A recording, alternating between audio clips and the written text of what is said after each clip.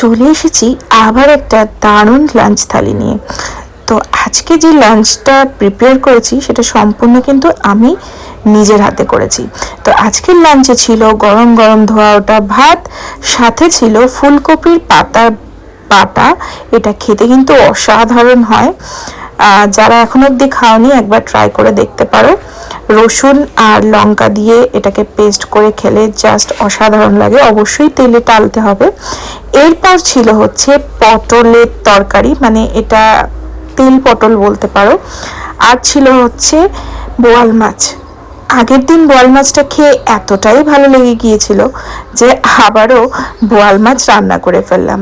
আর এই রান্নাগুলো আমি নিজের হাতে করেছি, তাই নিজের প্রশংসা নিজেই করছি। না, সত্যি কথা বলতে খেতে কিন্তু দারুণ হয়েছিল। আর সাথে ছিল কাঁচা লঙ্কা। চলো এবার এক এক করে টেস্ট করে বলে দিই তোমাদেরকে যে খেতে কিরকম হয়েছে। আমার তো এখনই জিভ থেকে জল চলে আসছে। প্রথমেই ছিল সেই কপি পাতা বাটা। এটা খেতে অসাধারণ হয়েছিল, তবে ঝালটা একটু বেশি হয়েছিল, কিন্তু আমার জন্য পারফেক্ট ছিল। এরপর খেয়েছিলাম পটল, মানে তেল পটল। এটাও খেতে অসাধারণ হয়েছিল। পটল খেতে আমি বরাবরই ভালোবাসি, সেটা পটল ভাজা হোক কি পটল সেদ্ধ বা তরকারি।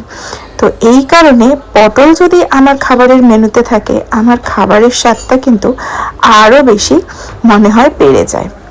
তো পটলটাও খেতে কিন্তু অসাধারণ হয়েছিল। এবার হচ্ছে বোয়াল মাছের পালা।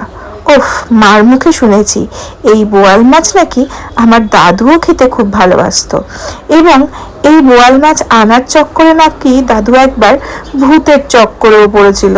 যাই হোক, সেই সব গল্প পরে শেয়ার করব। প্রথমে একটু খেয়ে নিই। ওফ, অসাধারণ।